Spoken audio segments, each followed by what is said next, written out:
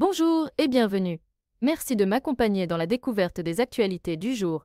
Commençons sans tarder. Première actualité. Un séisme de magnitude 5 a frappé le nord-est de Taïwan, faisant trembler des bâtiments à Taipei, la capitale. L'épicentre du séisme est situé à environ 70 km de profondeur dans le comté de Yilan, près de Taipei. Les autorités locales n'ont pas signalé de dégâts ou de blessés dans l'immédiat. Deuxième actu. Le président français Emmanuel Macron a annoncé que la France pourrait reconnaître un État palestinien en juin, lors d'une conférence coprésidée avec l'Arabie saoudite à New York. Cette reconnaissance s'inscrirait dans le cadre d'une initiative visant également à obtenir la reconnaissance d'Israël par plusieurs pays. Macron a souligné que cette décision serait prise parce qu'elle est juste et pas pour faire plaisir à un groupe. Troisième actu, Laurent Wauquiez, chef des députés Les Républicains, a proposé de enfermer les étrangers dangereux sous le coup d'une obligation de quitter le territoire français dans un centre de rétention à Saint-Pierre-et-Miquelon, archipel français situé au large du Canada.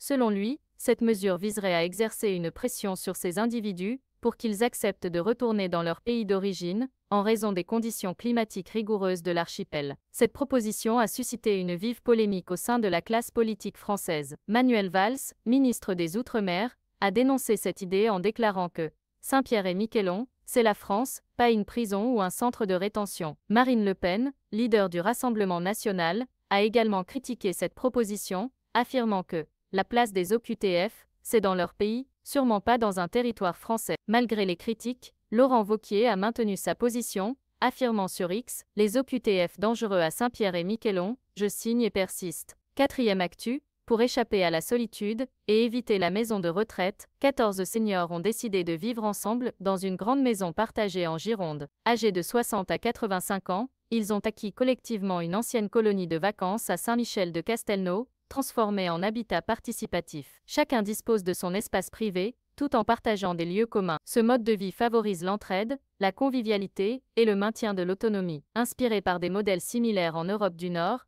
ces colocataires seniors défendent une nouvelle forme de vieillesse plus solidaire. Leur initiative remet en question les modèles traditionnels de prise en charge des personnes âgées. Cinquième actu, les conditions de circulation s'annoncent chargées pour le week-end du 11 au 13 avril, en raison des départs en vacances de printemps. Bison Futé prévoit un vendredi classé orange au niveau national dans le sens des départs, avec des difficultés attendues dès la fin de matinée, notamment en Île-de-France et sur les axes menant vers le sud. Le samedi est classé rouge au niveau national, avec des congestions importantes prévues, particulièrement entre 9h et 10h. Le dimanche est classé vert, indiquant une circulation plus fluide. Il est recommandé aux automobilistes de privilégier des départs tôt le matin ou en soirée pour éviter les embouteillages et de consulter régulièrement les informations trafic pour adapter leur trajet. C'est tout pour aujourd'hui, nous nous retrouverons demain. En attendant, n'hésitez pas à vous abonner afin que nous puissions suivre l'actu ensemble. Prenez soin de vous. À bientôt.